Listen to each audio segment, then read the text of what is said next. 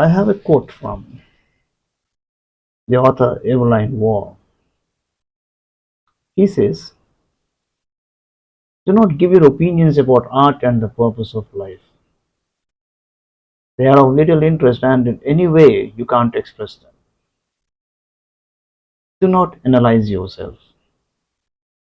Give the relevant facts and let your readers make their own judgments.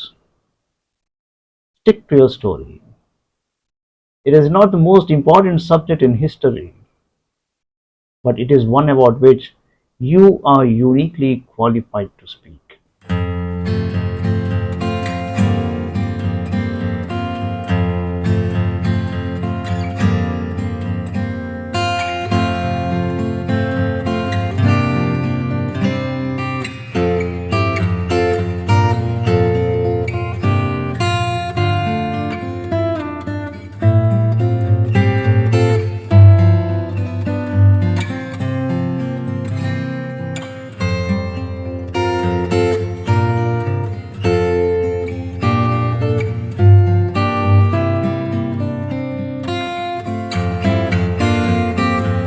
Almost 4 decades ago,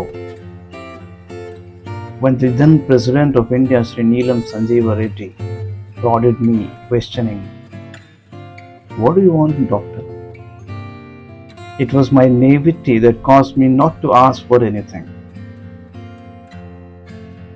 It's not that I am regretting it that I mentioned this, but to forewarn others not to make the same mistake.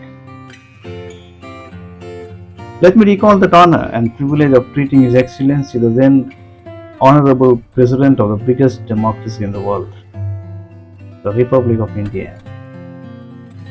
His Excellency Neelam Sanjeeva Reddy was the 6th President of India. He was the youngest of them, as he became President when he was only 64. He was the first to be elected unopposed to that post. He held his full term of presidency from July 1977 until July 1982. He had also served as the first Chief Minister of the integrated state of Andhra Pradesh. Vishal Andhra was carved out of combined Madras province in 1953 with the integration of the Telugu-speaking districts of Hyderabad state in 1956. It came to be known as Andhra Pradesh. He was also the Speaker of Lok Sabha and also rendered his services as a cabinet minister in the Union Government of India. He was born in the village of Illuru in the district of Anantapur earlier in the Madras presidency. He had actively participated in the Indian freedom struggle. Holding several important positions in the state and the Union of India, he was known to have a strong personality. The legend goes that he declined permission to world-renowned film director Sir Richard Attenborough to shoot his film Gandhi in the Rashtrapati Bhavan, which is the residential suites of the President of India, which were designed by Sir Edwin Lutyens. He was also known to have formidably faced and countered a very strong Prime Minister and political personality, Srimati Indira Gandhi. While he was the President of India, he went for an annual routine checkup to the All India Institute of Medical Sciences in New Delhi.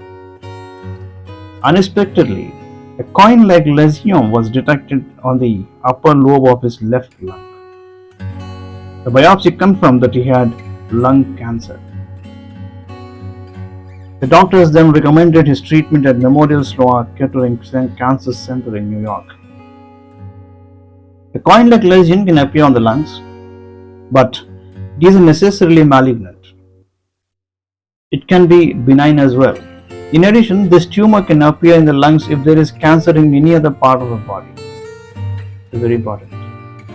In addition, this tumor can appear in the lungs if there is cancer in any other part of the body. It can also be TB, or it might not be any of these. But the probability of its turning into cancer is quite high. Therefore, more often than not, radiologists try to investigate from that perspective and also start the treatment as quickly as possible. Since the doctors at AIIMS recommended to be treated at world-renowned MSK Hospital in New York, Mr. Sanjeeva Reddy immediately came to the US. I was part of the group of doctors that treated him. Our acquaintance blossomed well during his brief stay there. Every day, when I would visit him, he would share with me his thoughts from his valuable life experience. His wisdom was worth preserving like treasured maxims. For example, he used to say, children should not be left in baby care centers or to the care of the ayahs. Parents should personally take care of them. He was also well known for his photographic elephantine memory. I had the occasion to witness it. Mr. K.S.R. Murthy was an IAS officer. He was a Telugu man hailing from the Godavari district of Andhra Pradesh. He had brought his wife Anasuya Devi to MSK as she was suffering from lung cancer. I was treating her. When Mr. Neelam Sanjeeva Reddy had been the Chief Minister of the integrated state of Andhra Pradesh, Mr. Murthy had worked in his government. With that familiarity, he inquired of me whether he could meet with Mr. Reddy. I obliged his request and arranged the meeting in the hospital. Before meeting with him, Mr. Murthy shared his lingering doubt with me as to whether Mr. Reddy would remember him.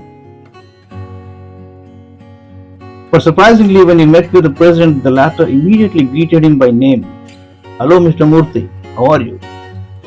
The president also recalled the services Mr. Murthy had rendered, including the time period of his service and his then designation, etc. Why people praised Mr. Reddy's excellent memory was evident to both Mr. Murthy and me. Anasuya Devi recovered and left for home. She lived long thereafter without any health problems. After retirement from his civil service, Mr. Murthy joined the Indian National Congress, contested the elections and entered the 11th Parliament's lower house as a member. He was the MP, Member of Parliament, representing the Amalapuram constituency of Andhra Pradesh, after GMC Balayogi died in a helicopter crash while serving as a Speaker of Lok Sabha. Mr. Reddy, being the then President of the Indian Republic, several VIPs visited my hospital to see him and inquire about his health. I was entrusted to take care of such visitors too. Thus, during those days, I came in contact with several important people. Mr. Reddy recovered after an effective course of treatment and returned to Sripati Bhavan in India. I later used to meet him whenever I visited India. He would say to me frankly, Doctor, you are an excellent professional. You saved the life of the Indian president. He then would ask, as a gesture of goodwill, what do you want from the government of India? Any Padma award or any such high civilian award? No, sir. Your affection and blessings are more than those awards. With a smile, such was my humble reaction. Partly, perhaps, I did not realize the real significance of those honors. Partly, I sincerely felt that his love for me was more than adequate thanks. Nevertheless, although I could have received those honors much before 1980, I allowed the opportunity to slip through my fingers. After completing his term, Mr. Reddy shifted his residence to Bangalore in the southern state of Karnataka. After leaving the presidential suite, Sripati Bhavan, he mostly used to spend his time along with his wife, Mrs. Nagaratnamma, either in Bangalore or in his farmhouse near Anantapur. He had a son and 3 daughters. Whenever his children would visit him with their families, he would be very happy. Sometimes he used to stay in Hyderabad Raj Bhavan, the official residence of the state governor. I would always meet him whenever I was in India, either in Hyderabad or Bangalore. On every such occasion, he arranged a sumptuous vegetarian feast for me. Also, we had interesting conversations. If any of my brothers accompanied me in such visits, he used to affectionately tell them, "Your brother has given me life." After his treatment for cancer, he lived his life to the fullest for 14 long years. During that period, he penned and published his autobiography, From Farmhouse to Sripati Bhavan. At the age of 83, he died on June 1, 1996, purely due to geriatric causes. Because I had treated the President of India, many celebrities and prominent people from India came to know about it.